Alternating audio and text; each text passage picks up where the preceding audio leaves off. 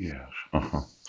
Now they have various. They have a well, it's kind of a variety of misrepresentation. Yes. Fraudulent misrepresentation is a false statement that is known to be false and or is made recklessly. Yeah. Without knowing or caring whether it is true or false, and it is intended to induce a party to detrimentally rely on it. Oh, fraudulent representation.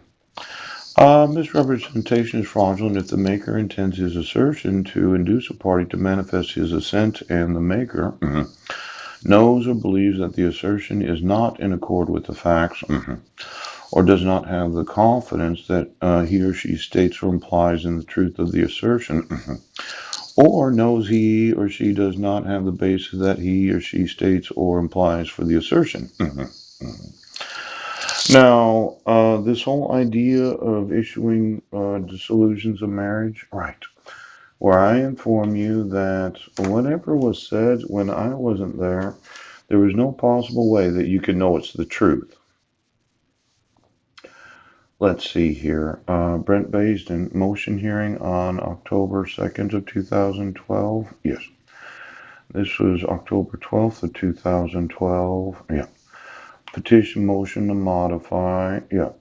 Now, there was no actual notice to me of these modification of the actual terms of the protection order. Yeah, yeah, yeah.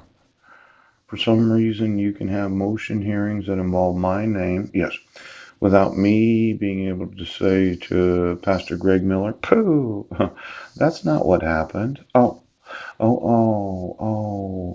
And then having court hearings where it says I was not served. Yes.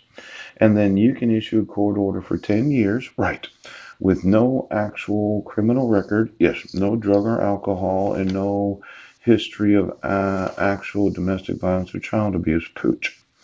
And then mail returned unclaimed. Oh. And then you decide to have a court hearing, but you didn't have this court hearing. Yeah. And then mail returned unclaimed 2 days after the court hearing. Poop. Now you would have thought that Judge Rohr would have found out. It looks like fraudulent misrepresentation to intentionally send or say that you sent notice of court hearings to an address that you did know would not communicate with me.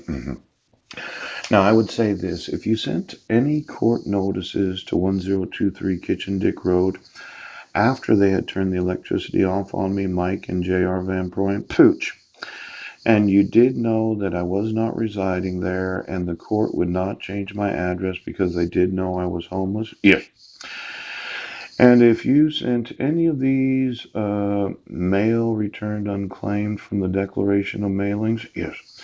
And then you put it on the court docket knowing that you kept it from the judge, yes.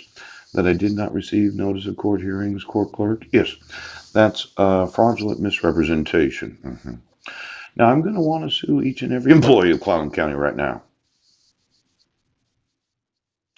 for the fraudulent misrepresentation that you sent me notice of court hearings to addresses that the petitioner did know I was not residing at my grandmother's or my mother's. I wasn't at my uncle's. I wasn't at my aunt's. I personally have not contacted any of my relatives for approximately 6 years. Yes. I had this experience where I was at my grandmother's when I first moved back from Guam. Yes. Approximately February of 2012, where my sister was the bee on me. Yes. She decided to type a little email to herself where she called herself a bitch. Yes. And when I figured out that the use of technology, yes, could be used to cuss yourself out, yes, send emails to yourself, pooch, call yourself a total fucking asshole, yes, I realized that you had to be very careful. Now, I did attempt to contact my sister about that email that was sent. Yes. Where she decided to act super fucking stupid. Because I never intentionally ever called my sister a bitch, Susan Bowers. Yes.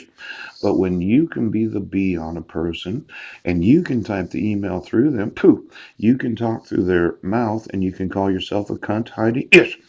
I could see that the use of electricity, yes, and those in the family, or could incriminate you for something you never intended to have happen. Oh, now for every individual in the family right now, this whole idea of misrepresenting exactly what you were doing so as to get what you thought you were going to get. Yes, somebody convinced my wife she was going to get X number of millions of dollars. Yes, to participate in the show. Pooch.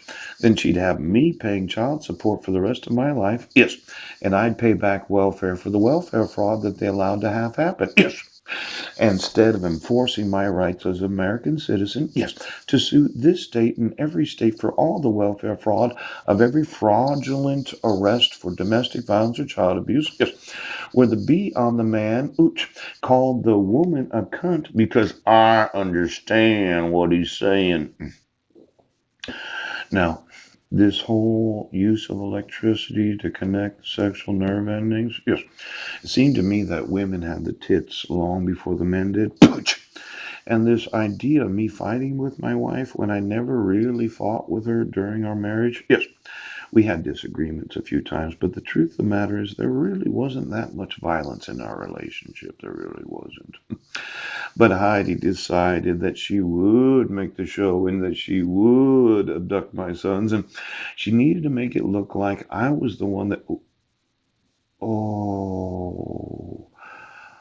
Oh, fraudulent misrepresentation of exactly what the fuck happened. Now, Judge, poo-poo to your own peril. Yes, I think court martial is in order.